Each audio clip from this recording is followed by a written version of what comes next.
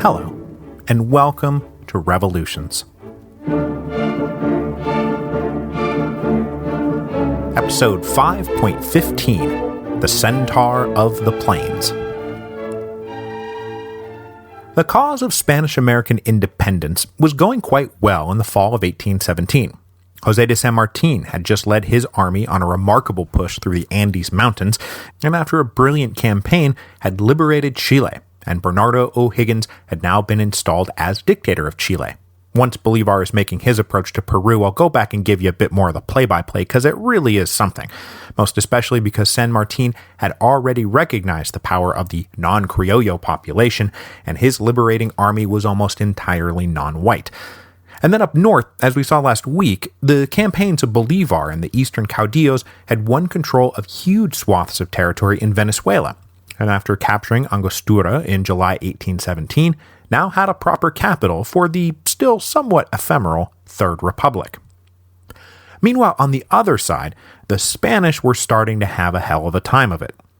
Now, everything had started out according to plan.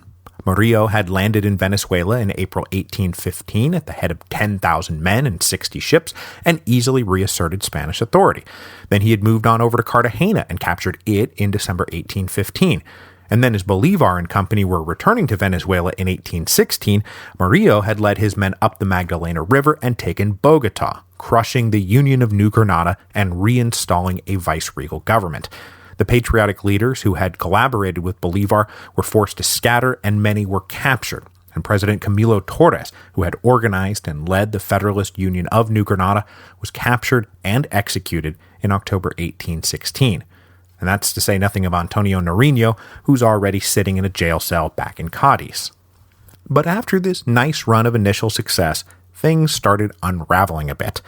By the time the reconquest of New Granada was wrapping up, most of eastern Venezuela had fallen back into rebel hands, and that was to say nothing of the vast expanse of the llanos, the grasslands that stretched across the southern reaches of both Venezuela and New Granada.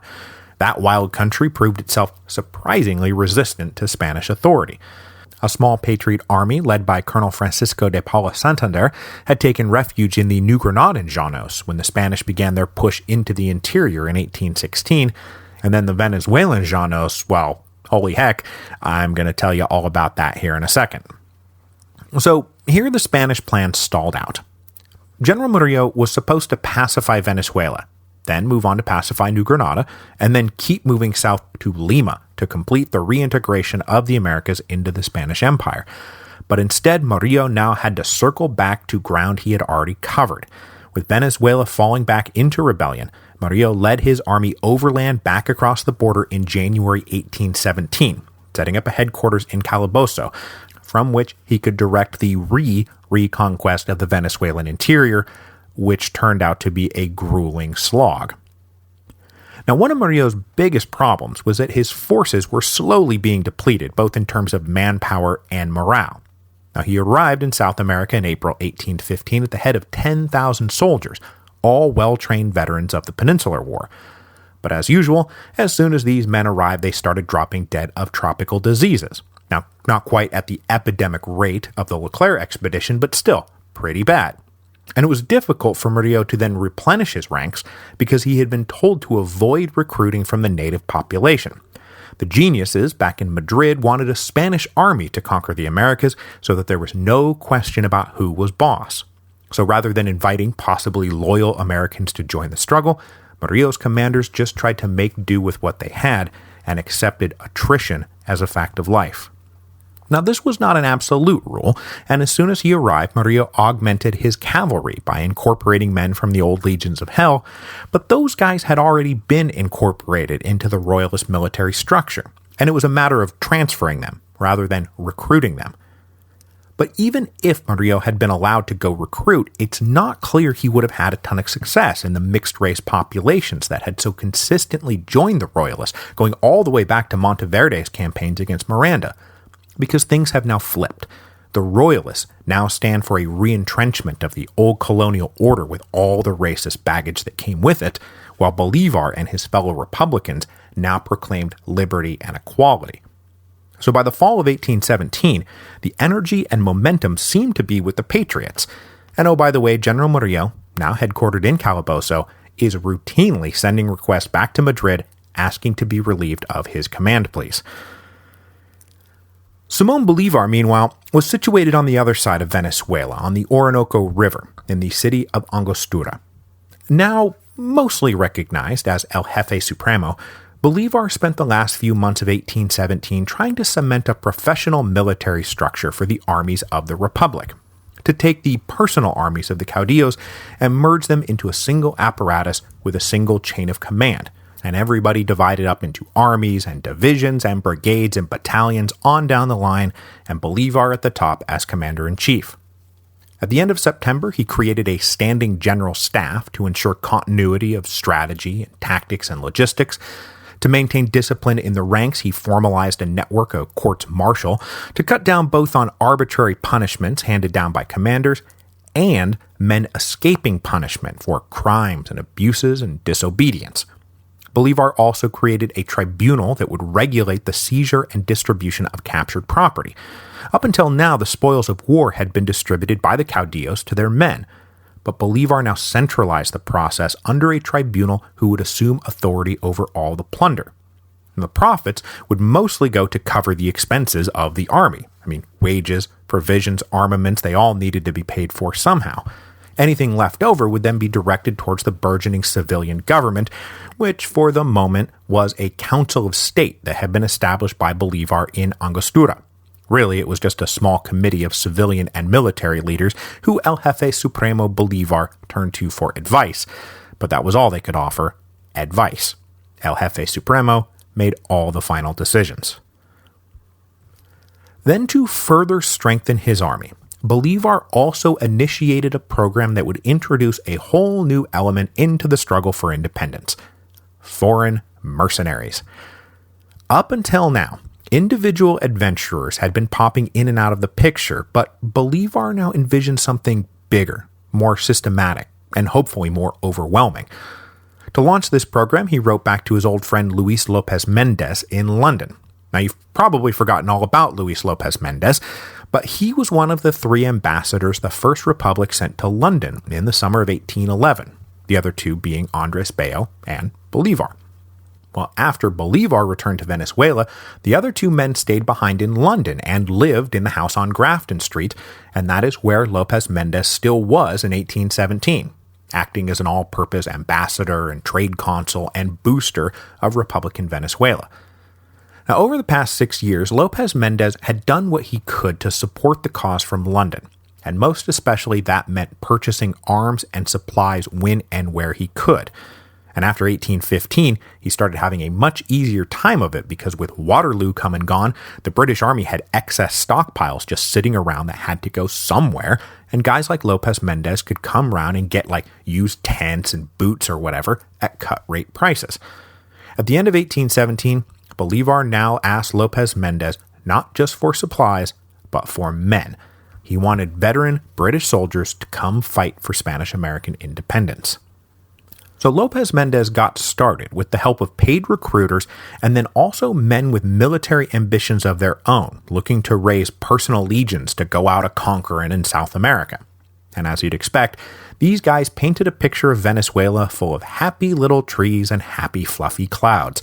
It's a beautiful, fertile land just waiting for some enterprising chap to recognize a golden opportunity when he sees it to achieve fame and fortune in an exotic land. Besides, the war itself is nearly won, and all you're going to have to do is show up, kick out the last few degenerate Spaniards, and then you'll live like a king. This was all very enticing. Now, if potential recruits were veterans, they were promised higher pay and a bump in rank. Captains would be colonels, colonels would be generals.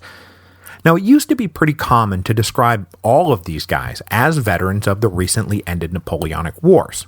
Soldiers who had been discarded along with all those tents and boots and were now just kind of loitering around looking for something to do. But more recent research has shown that this was not really the case.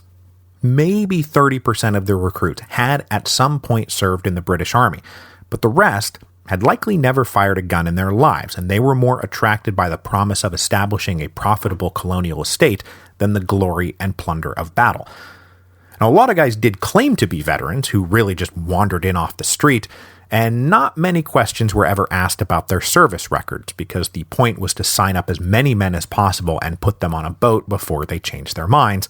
And more than a few of these guys woke up with a vicious hangover to discover that they were in the middle of the Atlantic Ocean on their way to Venezuela. Now, in all, somewhere between 6,000 and 7,000 men made the trip across the Atlantic to fight in the wars of Spanish-American independence. About half of them were Irish, a quarter English, and then the rest a mix from across Europe: Scottish, French, German, Dutch, Italian, what have you. Wars have always been a multicultural affair. Now, this 6,000 or 7,000 men did not all depart at the same time. That number covers all of the expeditions that sailed from 1817 to about 1825 when the wars wound down, though most of them had departed by 1819, when the British government tried to put a stop to all this by passing a law forbidding British citizens from serving in the Spanish Americas. That 6,000 or 7,000 also does not represent the total number of men who actually fought in the wars that they were being shipped off to. From the minute the ships left port, the steady attrition began. Men got sick on the ships and did not survive the crossing. At least one ship sank en route. Many who did make it across contracted some tropical disease and died practically as soon as they landed. And a bunch more quickly realized that they had been lied to by the recruiters about almost everything. There were no wages, there were very few provisions, and the terrain was not full of happy little trees and fluffy clouds, but rather enormous crocodiles and poisonous snakes, who, yes, reduced their ranks still further. So now the sick and malnourished would-be legionnaires began deserting in earnest. So all told, about a third of those who signed up either died or deserted before they got within 100 miles of battle. But that said, the rest would go on to fight, and occasionally play critical roles in the further campaigns of Spanish-American independence, most especially the famous British Legion who will fight with Bolivar. On more than one occasion, companies of foreign mercenaries fought heroically to the last man, and at least 1,800 would die in service to the cause of Spanish-American independence. Most of the survivors would return home at the end of the wars, and so of the nearly 7,000 men who signed up, most with dreams of New World riches, only about 500 actually lived that dream and stayed in Spanish America after independence had been won. So the first wave of foreign legionaries finally started straggling up the Orinoco River in early 1818. But by then, Bolivar had already moved on from Angostura, and after his few months of relative calm, was returning to the tumults of war. With the eastern provinces settled and a command structure in place for the military, allegedly anyway, Bolivar felt secure enough to make the critical connection of the War of Venezuelan Independence. Because as the expedition Bolivar had led back to Venezuela from Haiti in 1816 took up the war in the east, out in the western Llanos, a short, stocky, illiterate 26-year-old cowboy was arguably doing more to break the Spaniards than all of the eastern caudillos put together. And as he racked up victories, his legend grew. And as his legend grew, his legions grew. So it was clear that the most crucial part of Bolivar's grand plans for final victory was bringing this man into the fold. And so it is time to bring this man into the fold. Let's talk about Jose Antonio Paz. Jose Antonio Paz was born in 1790 in a small village in the Venezuelan interior. His father was of Canary Island stock and held a minor government post, but the family was poor, and young Jose was just one of a pile of children. He never received a proper education. He could not read or write. British officers later claimed that they had to teach him what a fork was and how to use it. Now, who knows what would have happened to Paz had his life stayed on a normal trajectory. Most likely he lives and dies in obscurity, but his life did not stay on a normal trajectory, because at the age of 15, Jose Antonio Paz killed a man. Now, I've heard a few versions of the story, and it's one of those things that gets all wrapped up in myth and legend, but the most famous account was that he had been given some money to head into town and make some necessary purchases and then come home. But on the way home, he was jumped by some highwaymen. In the ensuing standoff, Paz shot and killed one of the would-be thieves. But now implicated in a murder, the teenage Pius elected to skip town rather than take his chances with the authorities. And so, like so many other refugees, escapees, and runaways from civilized society, Pius wound up deep in the Llanos, trying to forge a new life for himself. The teenage Pius caught on at a ranch managed by a huge black slave named Manuelote, which roughly translates as Big Manuel. Manuelote took the boy on as an apprentice and taught him the cattleman's trade, how to ride, how to break wild horses, how to wrangle cattle, how to care for animals, how to endure the bugs, how to live off the land. But it was a hard apprenticeship. Manuelote was strict and unforgiving. As I mentioned earlier, racial roles out in the Llanos were pretty upside down, and so the light-skinned Pius, dubbed the fair Pius by those around him, practically became the slave of a slave. Every night Pius had to wash Manuelote's feet and then rock the big man to sleep in his hammock. After 3 years of this, Manuelote was ordered to a neighboring estate to help with some cattle branding, and he took Pius along with him. And the owner of that estate took a liking to Pius, and here no doubt being the fair Pius helped the young man catch the attention of the Criollo owner. So Pius stayed on that estate and became a trusted agent before being set up with a herd of cattle of his own to go make his way in the world as an independent operator. So in 1810, at the age of 20, Pius got married and settled into what was presumably going to be a long life as a marginally prosperous cattle rancher. But of course, 1810 is when everything went bonkers in Spanish America.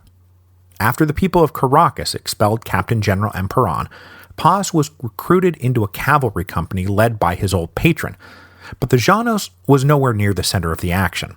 So after the Declaration of Independence in July 1811, Pius did not really participate in any of the subsequent military campaigns, as Miranda gave way to Monteverde in 1812, and then as Monteverde gave way to Bolivar in 1813. After 3 years of service, Pius had risen to the rank of sergeant, but decided that he had had enough, and was granted an indefinite leave of absence just as Bolivar was beginning the admirable campaign. But not long after the establishment of the Second Republic, the Llanos became a hotbed of royalism. I mean, this is just as Beauvais is raising what will become the core of the Legions of Hell. So Pius was recalled to service, but now at the order of a royalist commander. Now Pius was a patriot, though, and so after duly reporting and being commissioned a captain, Pius asked for a few days' leave to prepare for the campaign and just never came back. Instead, he joined a small company of patriotic llaneros who operated well away from the marauding armies being raised by Beauvais. When the Legions of Hell really got going in early 1814 and then rode north to take on Bolivar, Pius and his small band stayed behind in the Llanos to continue their own little rearguard guerrilla war. Pius and his compatriots took the fall of the Second Republic and the arrival of Pablo Murillo's armada in stride and just kept fighting, soon discovering that the combination of the death of Beauvais and the influx of Republican refugees into the Llanos in 1815 was swelling their ranks considerably. And though Pius was at this point an inconsequential junior officer, he had stumbled onto something resembling ambition, and started swearing that he could raise an army as mighty as the now disbanding Legions of Hell. And he turned out to be right. By the time Pablo Murillo's armada was disembarking for Cartagena at the end of 1815, Pius was leading 1,000 men, all of them expert riders, immune to hardship, well-trained in guerrilla tactics, and able to operate independently with only the vaguest of instructions. With the rest of the Patriot forces now either destroyed or in exile, by 1816, José Antonio Pius was leading practically the only organized Republican army in all of Venezuela. And more than that, he was winning battles and exhausting the supposedly victorious Spaniards. Now by now, Colonel Santander had moved down into the far western Llanos over on the other side of the border in New Granada, and he recognized how successful Pius was being. So in September 1816, Santander made a trip over to congratulate Pius, but most especially to bring him under Santander's overall command. Still carrying a commission from the now defunct Union of New Granada, Santander was under the impression that he outranked Pius, which turned out to really not be the case, and when it came out that Santander expected to displace Pius as chief, Paz's men got awfully unruly. Paz told Santander matter-of-factly that if he wanted to get out of this camp alive, he better acknowledge that Paz was actually the supreme leader of the Llanos. So Santander left, and Paz remained boss. So more than anything else, it was the successes of Paz, even more than those of the eastern caudillos, that brought General Murillo back to Venezuela in January 1817. And as soon as he arrived, Murillo discovered just how treacherous fighting against Paz could be. He dispatched 4,000 men, all experienced veterans of the Peninsular Wars, to go catch the Llanos outlaws, and instead they walked into Paz's most famous victory. Leading just 1,100 men against the 4,000 Spaniards, Paz approached the Spanish camp at night and had his men kick up a stifling cloud of dust. With the Spanish in sudden confusion, Paz's cowboys then charged in and drove the Spaniards backwards to a supposedly defensible position. But as soon as they had settled in, Paz unleashed his next trick. He ordered the dry grasslands lit on fire, and that created a wall of smoke and dust and ash, and then he ordered his men to ride straight at the Spanish through this fiery haze, crashing on top of them with a relentless series of charges until the Spanish could take it no more. These hardened veterans of the Peninsular War had just been smoked by 1,000 Venezuelan cowboys. It was a major victory for Paz, and it helped his legend grow even further, and they were now calling him the Lion of the Apure, the Apure being one of the principal river systems of the Llanos. They also called him the Centaur of the Plains. His 1,000 men ballooned possibly tenfold after this victory, and though Murillo continued to try to launch pacification incursions into the Llanos, there was very little to be done, and he later admitted that the whole enterprise was utterly demoralizing. And oh yeah, Murillo is continuing to send in his request to be relieved of his command. By the time Bolivar was re-landing in Venezuela in early 1817, it was well known that this man, Paz, the Lion of the Apure, was kicking ass out in the West, and it will ultimately be essential for the two branches of the patriotic cause to work together. But it would be another year before that connection could be made. Bolivar had to first head southeast into Guayana and then come up the Orinoco to Angostura in July, and then solidify the Patriot hold on the eastern provinces. But by December 1817, Bolivar and Paz were exchanging letters, and they agreed to meet the following month to come to an agreement. So Bolivar departed Angostura on New Year's Eve 1817 at the head of 3,000 men, and over the next 20 days, they traveled 250 miles up the Orinoco River and then out onto the plains for his fateful meeting with the Centaur of the Plains. Bolivar's goal was obviously to do what Santander had been unable to do, to get Paz to recognize him as El Jefe Supremo.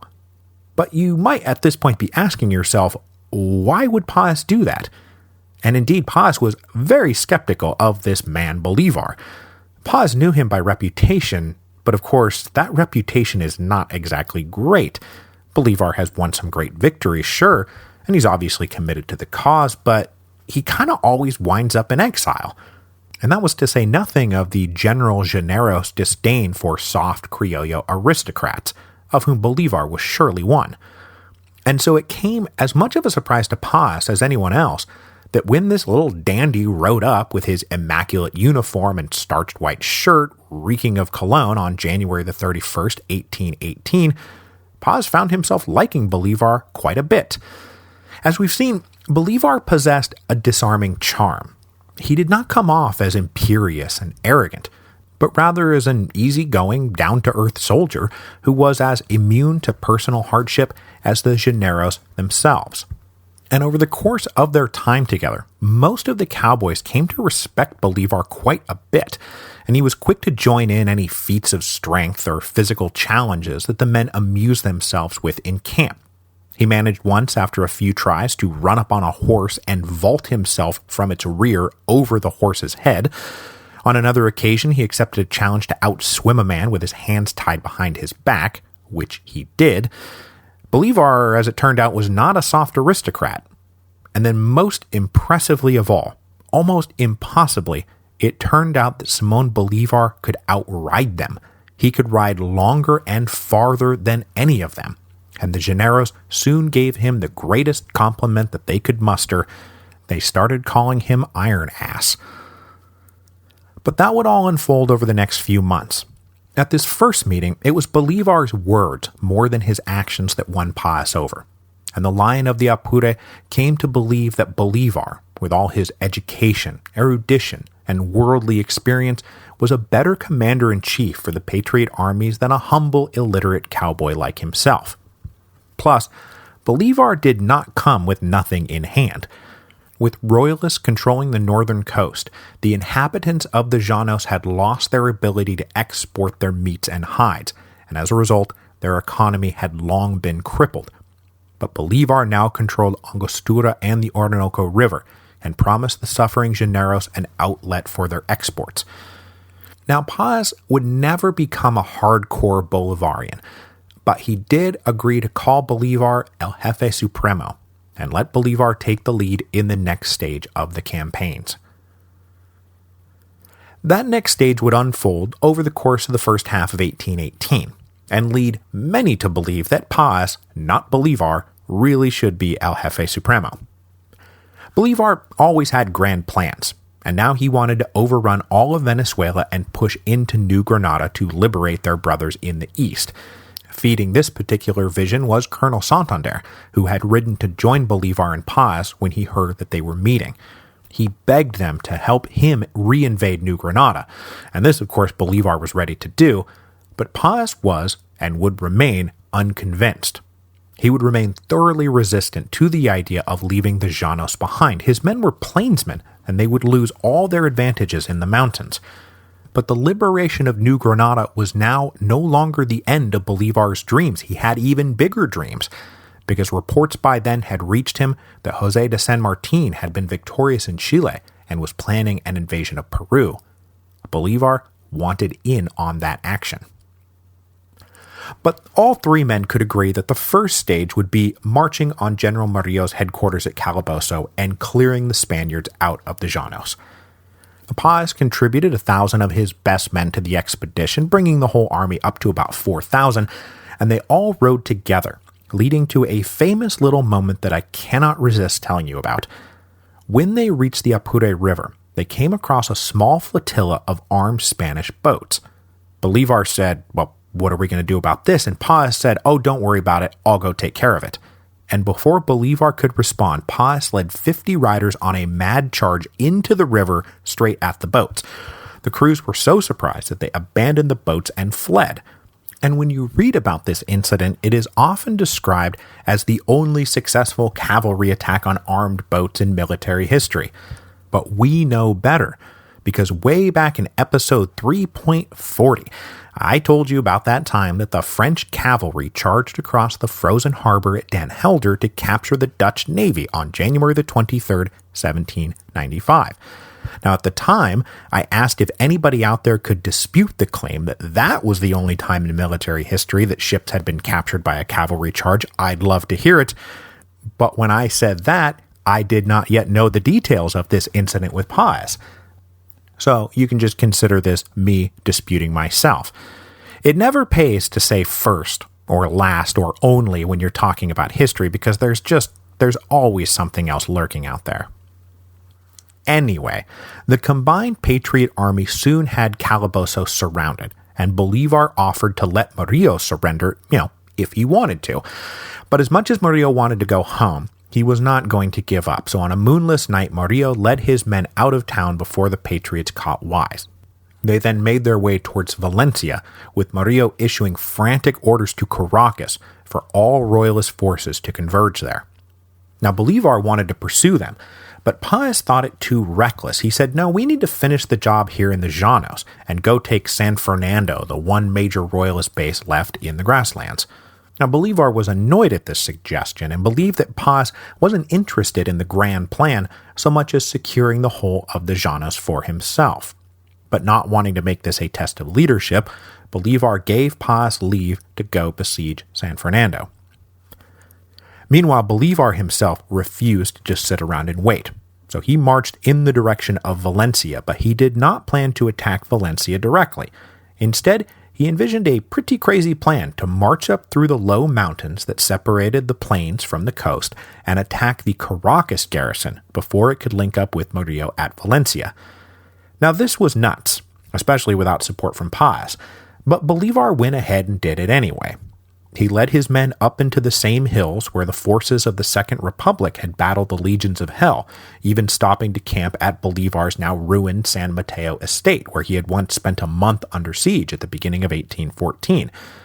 But that was as far as Bolívar got. While at San Mateo, he learned that Murillo had left Valencia and was headed straight for him. So Bolívar broke off his approach on Caracas and instead retreated. And he planted a rear guard to cover the escape while the rest of his men tried to make it back to the Llanos, but they soon enough found themselves at La Puerta, where twice before Republican forces had been crushed.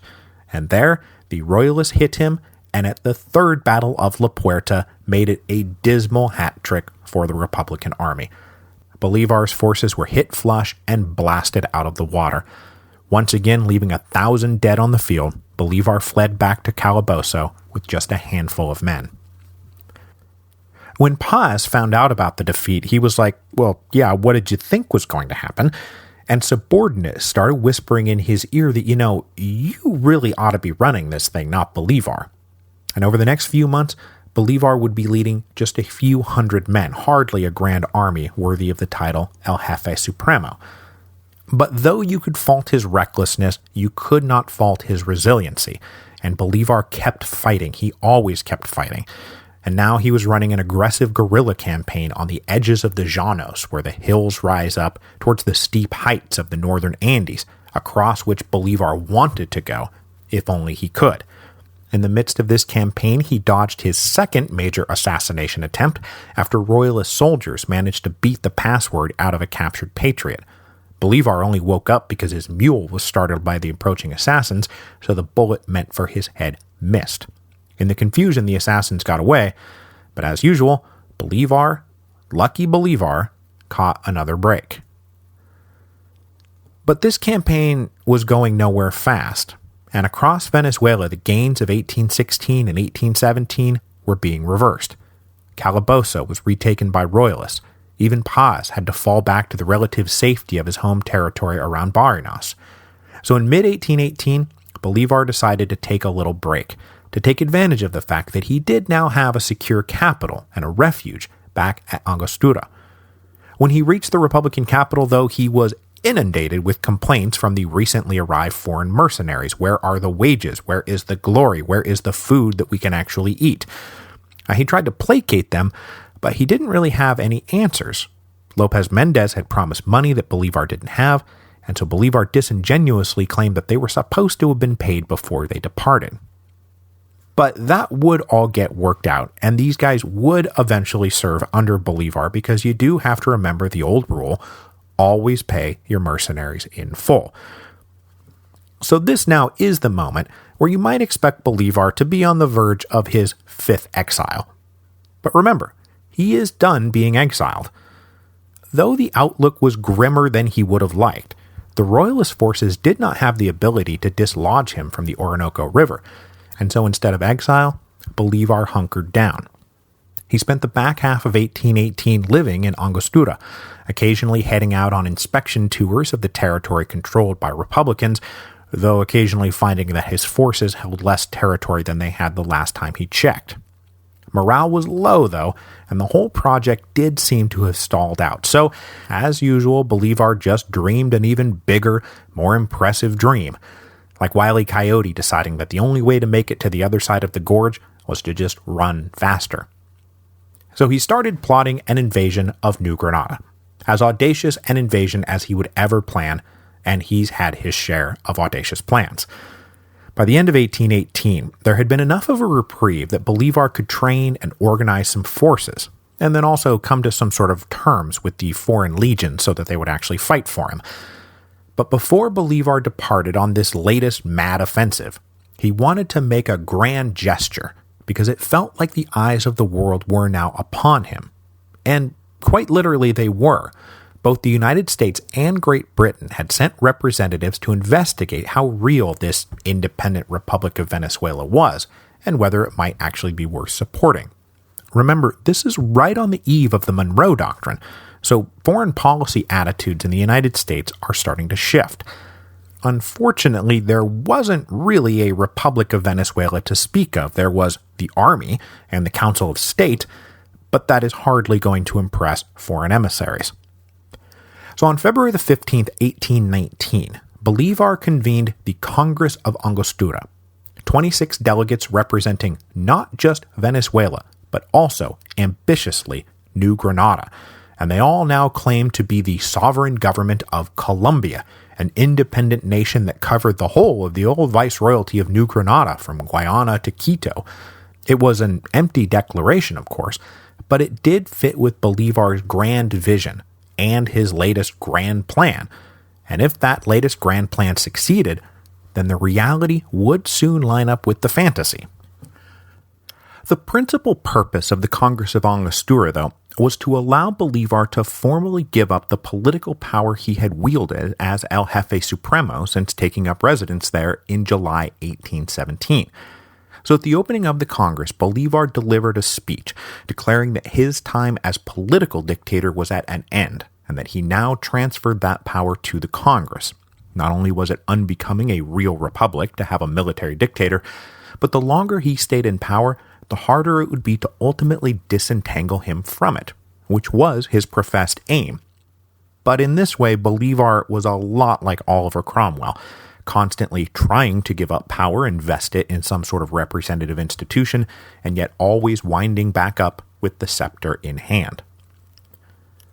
So Bolívar opened up the Congress on February 15, 1819, with an address, called now the Angostura Address, which is the third of the great Bolivarian statements of political purpose.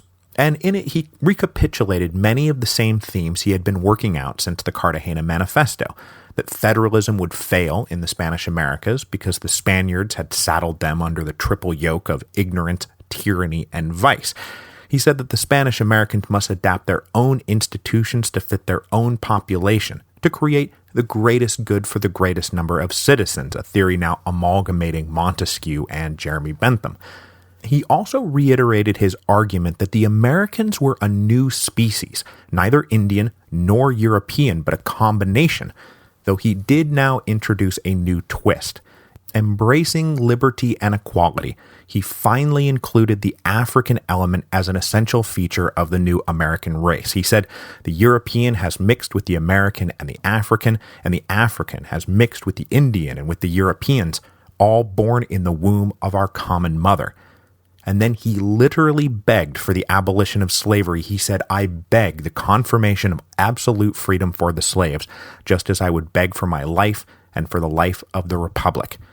So Bolívar does now see the whole population together and is not just focused on one sliver of it.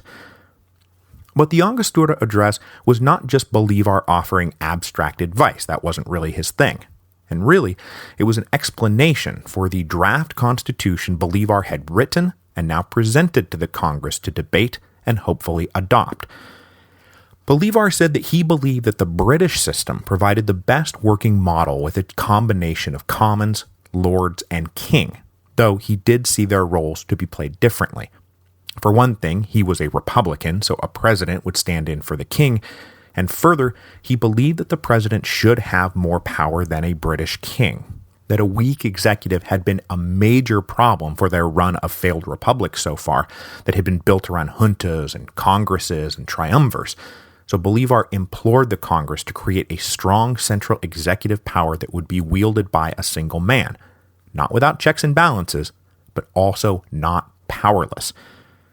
To the lower house, who would be the tribunal of the people, he assigned all the legislative functions, but critically, not the power to execute laws. That would be the purview of the president. But at the heart of Bolívar's government was a hereditary Senate standing in for the House of Lords. This body, he said, was the soul of the Republic, and would, quote, be the pillar supporting the edifice of political and civil rights. He dismissed the idea that the Senate would become some out-of-touch aristocracy, and instead argue that they would act to simultaneously moderate the intemperate general will and curb the authority of a power-hungry executive. He said that the Senate would be the mediator that would calm the storms and maintain harmony between the members and the head of this political body. Now, whether the Senate would have been a bulwark of freedom and the nucleus to perpetuate the Republic, as Bolivar believed it would be, we'll never know, because it was never going to be put into effect. But given that I'm currently writing a book about the failure of the Roman Senate to do just that, well, I'm skeptical of its long-term viability. Bolivar wrapped up his address by hammering home his key point that unity, unity, unity must be the national motto, but also that it was time for them to forge that unity without him. He would remain commander-in-chief of the army, but his time as political dictator was now at an end. Gentlemen, he concluded, begin your work. Mine is done. And it should come as no surprise that his work was not done. And like Cromwell before him, Bolivar would find himself dragged back into politics over and over again.